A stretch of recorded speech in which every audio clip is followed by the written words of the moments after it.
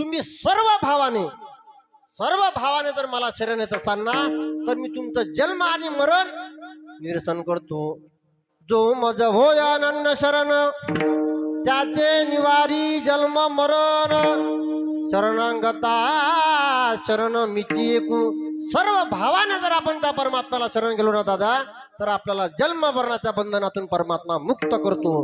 आणि त्याचे जर आपण दास बनलो ना दादा, तर जगद्गुरु तुकोबरा म्हणतात, आपल्या भक्तावर कितीही संकट असो, किती संकट, तो परमात्मा भक्ताच्या मागे पुढे सतत उभा राहतो. अभंगाच्या दुसऱ्या चरणात. देव उभा मागे पुढे,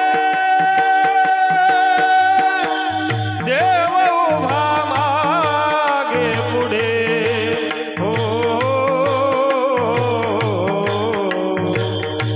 देव उभा मागे पुढे,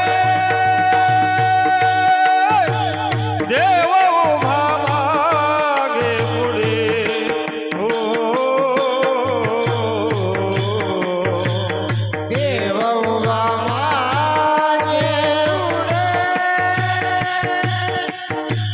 देव उभा मागे पुढे, हो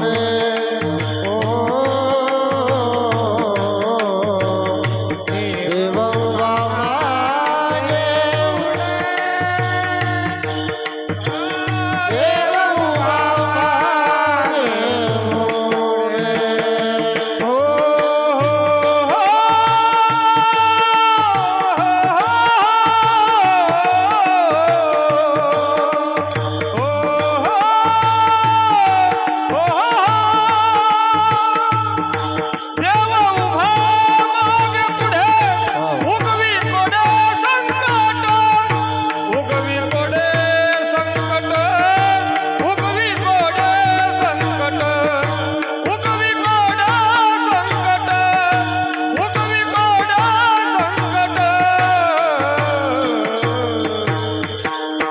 देव उभा मागे पुढे, देव उभा मागे पुढे, हो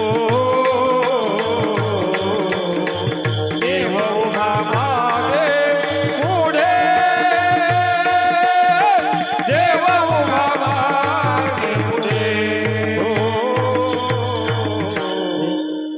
देव उभा मागे पुढे, उगवी कोडे संकट.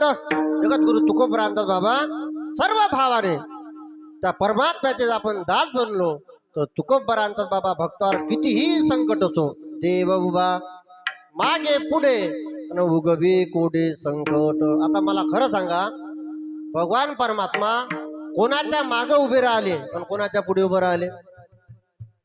पुढे कोणाच्या राहिले हो?